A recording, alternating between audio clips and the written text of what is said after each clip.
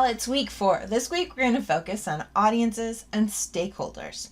Individuals and organizations involved in social entrepreneurial work have to be able to reach a huge range of audiences, which might include the public, customers, volunteers, funders, venture capitalists, and others.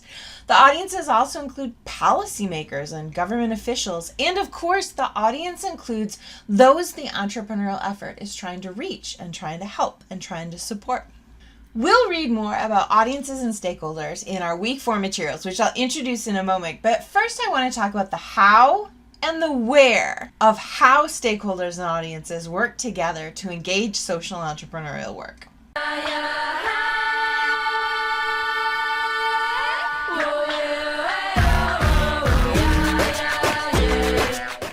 In Western culture, when we think about artists as creatives, we might bring to mind images like this or this.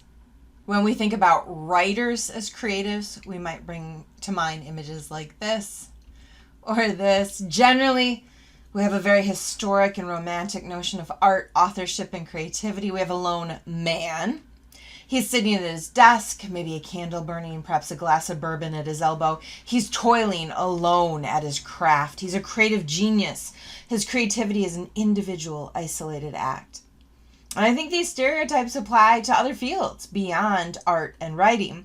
And I don't think these notions really correctly capture creativity as we enact it and live it today in our personal and professional lives. Technologies, changing professional contexts, and more have transformed how we're creative and where we're creative. The spaces in which we work and create look more like this, and this, and this, and this, and more recently like this. Zoom.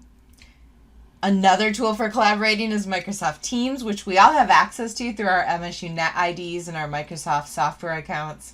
Teams is incredibly powerful, allows for chat, video chat, posting and sharing of files, and a lot more features that make collaborative work possible. Another tool specifically for online collaboration is Social Pinpoint, which is designed for community engagement projects. It's an amazing tool for people doing social or cultural entrepreneurial work. It includes tools for creating surveys, hosting forums, producing interactive maps, and more. This is an example of an idea wall anchored to a map. People can identify a space on the map and offer comments, suggestions, and responses about how the space might be developed differently. So how people work and write and create and design look a lot different today. And the where of how we work and write and create and design look a lot different today. And none of the social and cultural entrepreneurs we've read about have worked in isolation. All of the people and all of the projects we've explored thus far have been collaborative ventures.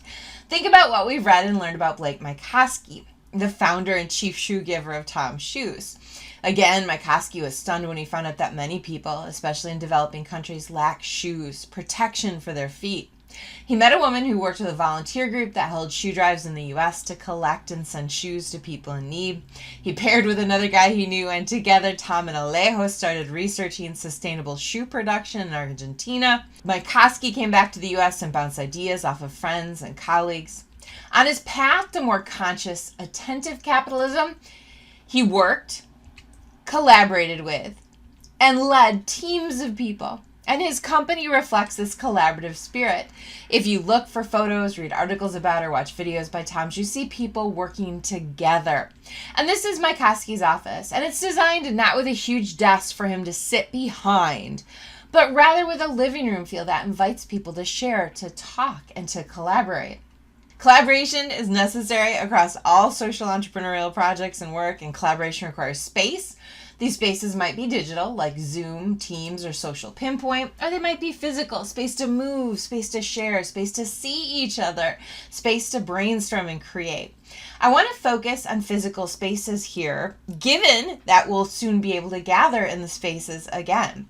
3 great spaces that support this sort of work at MSU are, first, the Hub, MSU's brainstorming and innovation studio. It's inside Wells Hall in Central Campus.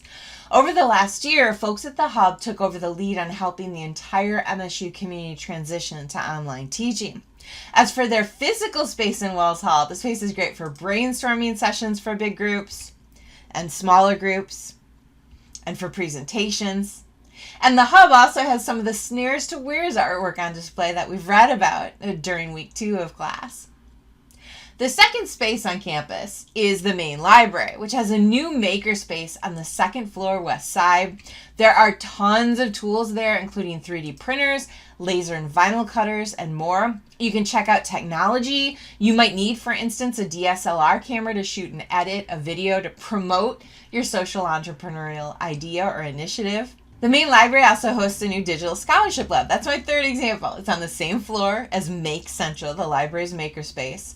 There are a handful of great meeting spaces and rooms. You can reserve them online for individual or group work. We have a virtual reality lab and tools and an immersive 360 experience lab. We'll talk more soon about space and how it can facilitate or crush creativity. And for Project 3, which will start next week, you'll be working collaboratively to brainstorm, imagine, and design a new space on campus for students to work on social entrepreneurial projects.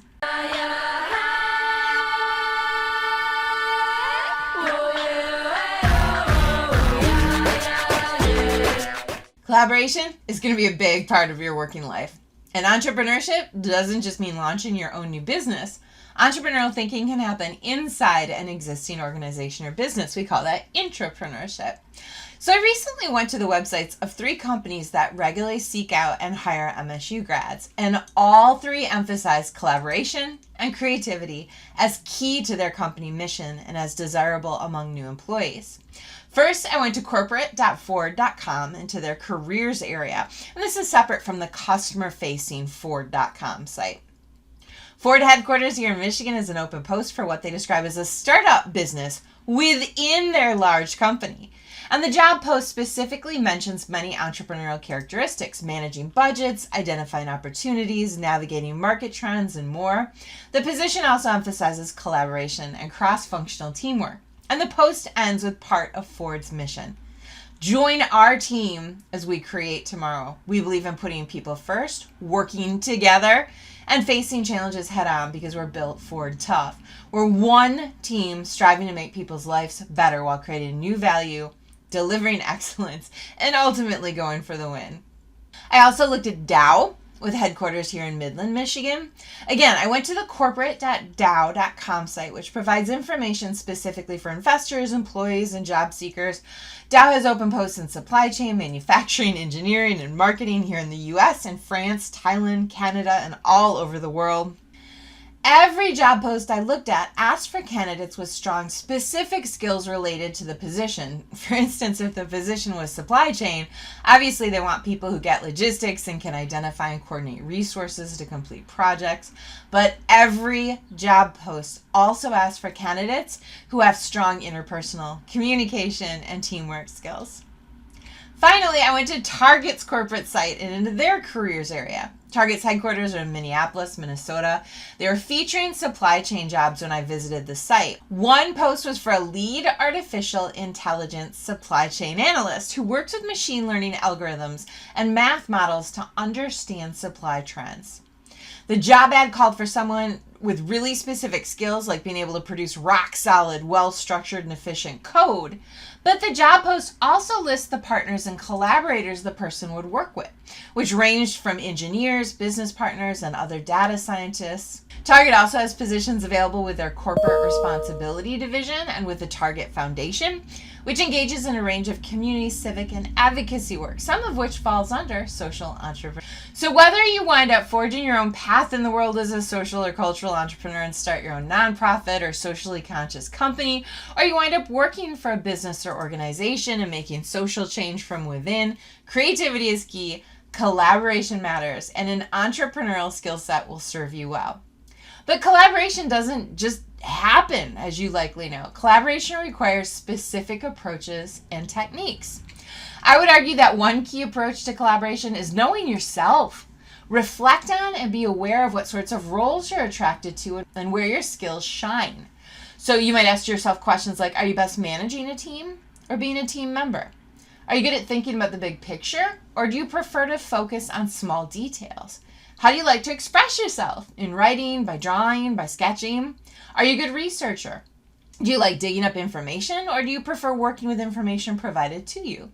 And you have to be honest with yourself.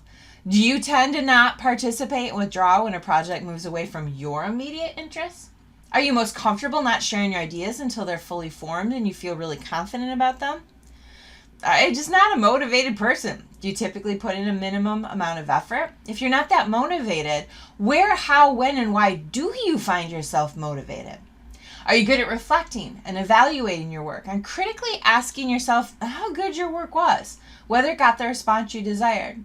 So from all of this, take away a few key things. Know your strengths, know your weaknesses, and know how to best share those with others so you can lean on others to help you and so you can help others. And importantly, have tools, approaches, and methods for collaborating with others. This is going to be really important for Project 3, which is a collaborative project we'll get started on after you turn in Project 2 this Sunday. Smart organizations and smart managers and smart entrepreneurs have approaches they use to foster collaboration. They don't just expect people to magically work well, efficiently, and productively together. Walt Disney, for instance, required different types of people to play different roles when he worked on a project. When he put together teams, he'd assign a dreamer, a realist, and a spoiler to each team to push the team's thinking forward. Pixar uses a process called plussing during brainstorming and during collaborative work, where everyone shares ideas and adds to each other's ideas.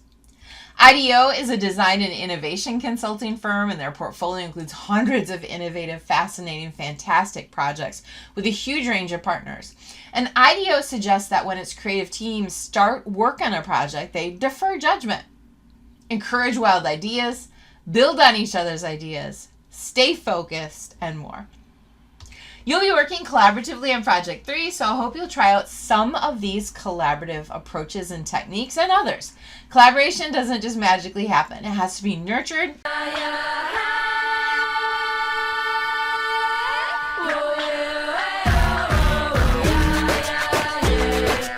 Our readings for week 4 focus on collaboration and on audiences and how people work together. The range of leaders, stakeholders, and participants involved in social entrepreneurial initiatives. We're going to start with a chapter called The Ecosystems, in which the authors describe the larger, broader context of social entrepreneurial work. And then we're going to read conversation chunks from a book called The Real Problem Solvers, Social Entrepreneurs in America. We're going to read a conversation between entrepreneurs, between funders and investors, between thinkers and innovators, and finally between champions, the necessary supporters of social entrepreneurial projects. We have one case for this week, and it's to visit MSU's Land Grant Goods website and explore it and take a look at the store and the about and the background of it. We have 2 sparks for the week. The first is called Powers of 10, and it's an old film, but a fascinating one that's focused on perspective and how we see the world around us. The second spark is for you to go to the Android or the Google or the Apple store and find a creativity app, download it, play around with it. You shouldn't have to pay for it. Find a free one. I'm going to email you all my Project 2 grading rubric, which should be helpful as you continue to work on Project 2 this week. It's due this Sunday, August 1st, uploaded to the Dropbox and D2L by midnight Eastern this Sunday. And as always, if you have any questions about this week, as you explore the week 4 readings, cases, and sparks, or as you continue to work on Project 2, feel free to text or email me.